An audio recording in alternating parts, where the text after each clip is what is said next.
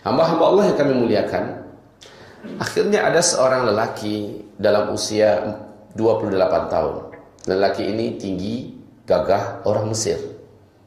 Dan dia dekat kepada saya, lalu berkata, mula-mula dia panggil saya Sayyid, ya Sayyidi.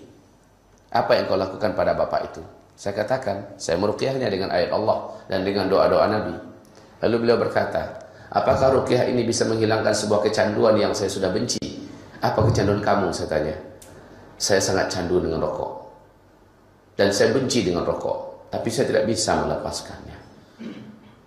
Dia mengatakan, saya datang dari Mesir kemari untuk mengumpulkan uang. Saya mau menikah.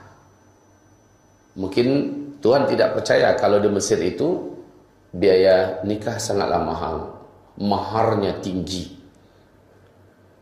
Dia nggak tahu kalau saya juga dari alumni Mesir, Al-Azhar. Lalu saya katakan kepadanya, terus gimana? Saya datang kemarin untuk cari uang. Niat saya mengumpulkan mahar dan saya ingin menikah. Tetapi bagaimana uang akan terkumpul? Hari demi hari seluruh uang gaji saya habis oleh rokok. Saya baru bisa berhenti merokok hanya ketika sedang tidur, ketika sedang sholat, ya.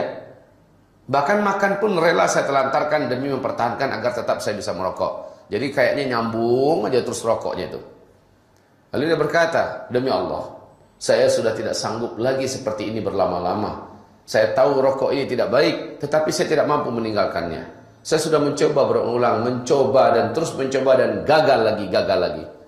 Saya katakan, apakah ini asli dan murni dari lubuk hati Anda yang paling dalam? Beliau mengatakan, wallah. Iya, demi Allah, katanya. Kalau begitu, kata saya, sini. Duduk tepat di hadapan saya. Saya pakai kursi lipat ya. Di Tanah Haram itu kan banyak kursi-kursi lipat yang diwakafkan untuk duduk. Ya, saya duduk di atas kursi lipat itu. Saya persilahkan anak muda ini untuk duduk tepat di hadapan saya. Dan sama-sama kami menghadap ke arah kiblat. Ka'bah jaraknya kurang lebih 75 meter dari kami. Saya letakkan telapak tangan kanan saya di dadanya, kemudian telapak tangan kiri di ubun-ubun kepalanya, lalu mulut saya dekatkan ke telinganya, yang sebelah kanan saya mulai membacakan ayat-ayat Allah SWT. Di tengah-tengah itu saya katakan dengan beberapa kalimat dengan bahasa Arab tentunya, wahai musuh Allah, kamu yang bersarang dalam tubuh pemuda ini, saya perintahkan kamu dengan nama Allah keluar.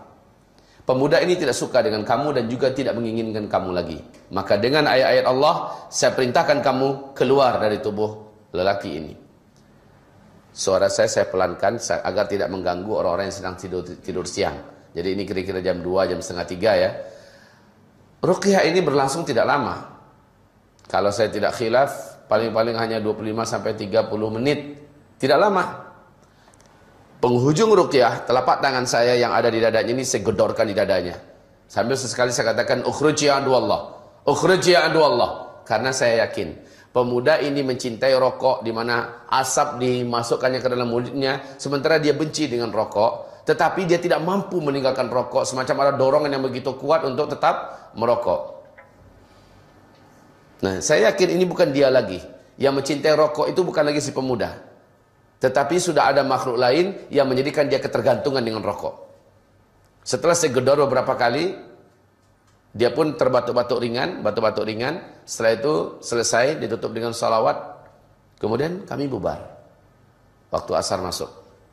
Maghrib pun masuk. Dia tidak ada nampak. Biasanya nampak, sekarang tidak nampak.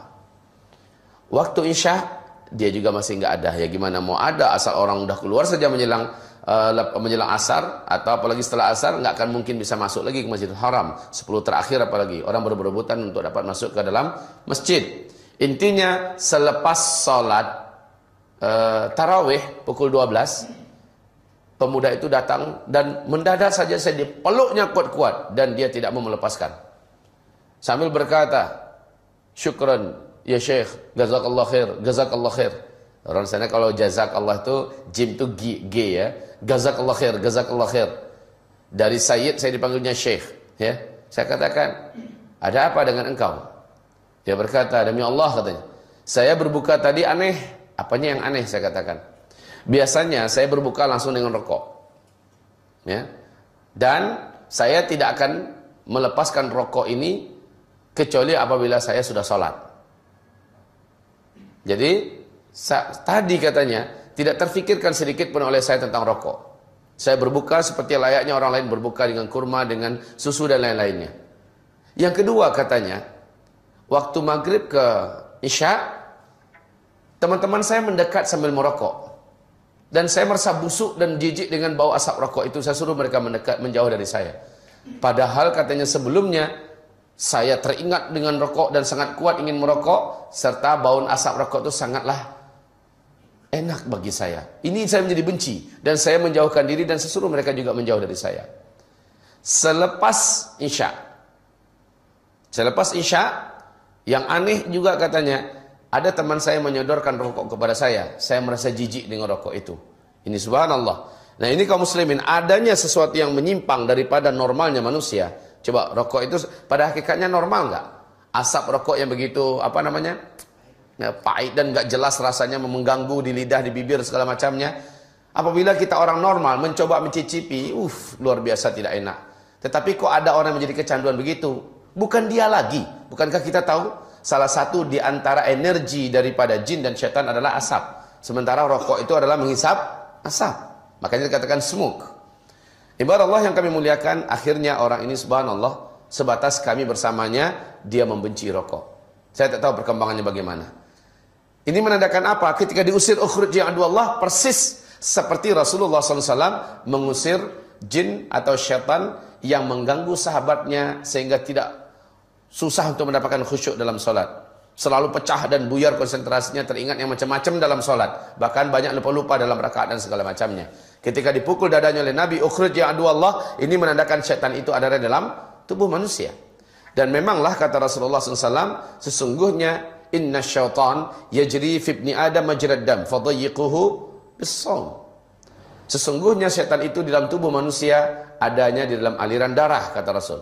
Dan dia berpindah-pindah dari bagian tubuh manapun dengan sesuai dengan peraliran darah.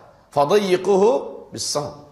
Maka persempitlah para setan-setan itu mengalir di darah kamu dengan saum, dengan puasa.